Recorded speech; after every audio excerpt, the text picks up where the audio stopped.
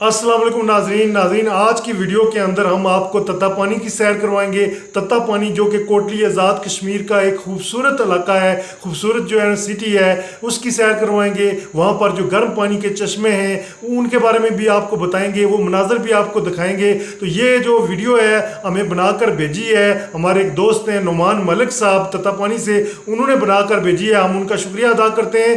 तो आइए हमारे साथ हम तत्तापानी की सैर करते हैं, आइए हमारे साथ। नाजरीन आप ये तत्तापानी के मनाज़र देख रहे हैं।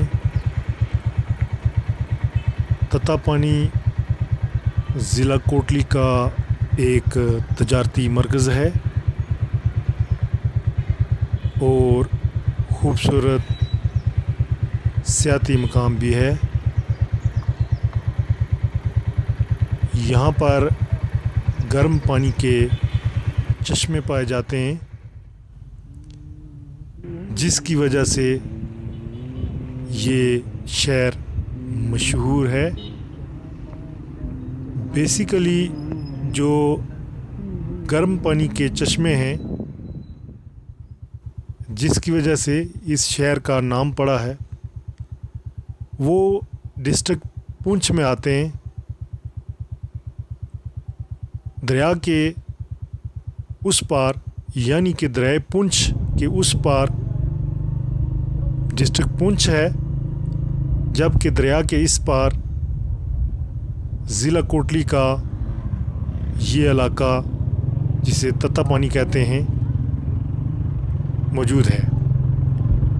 और तत्तापानी का बाज़ार जो है वो ज़िला कोटली के अंदर आता है, जबकि जो गर्म पानी के चश्मे हैं वो दरिया के उस पार डिस्ट्रिक्ट पुंछ में आते हैं।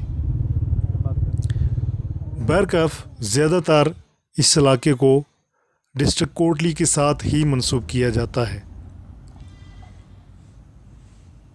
तत्तापानी का मतलब होता है गर्म पानी। अभी हम आगे चलकर आपको वो गर्म पानी के चश्मे भी दिखाएंगे, जिनके बारे में कहा जाता है कि इनके अंदर सल्फ़र मौजूद है और बहुत से चश्मे यहाँ पर मौजूद हैं। ये तत्तापानी का गेस्ट हाउस है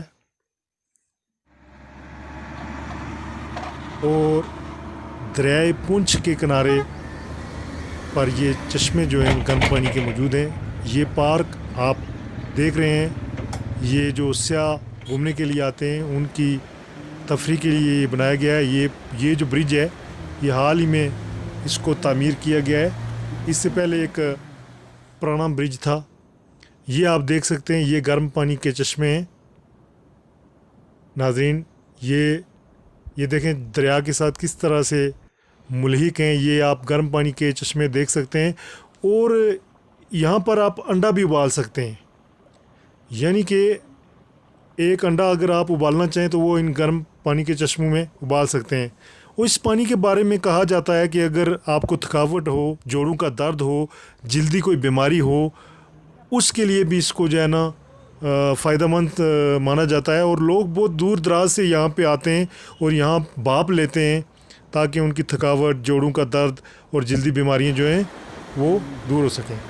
अगर आप तत्तापानी आना चाहते हैं तो रावलाकोट से आपको 45 किलोमीटर का फ़ासला तय करना पड़ता है, हजीरा से 29 किलोमीटर का, कोटली से 26 किलोमीटर का फ़ासला आपको तय करना पड़ता है।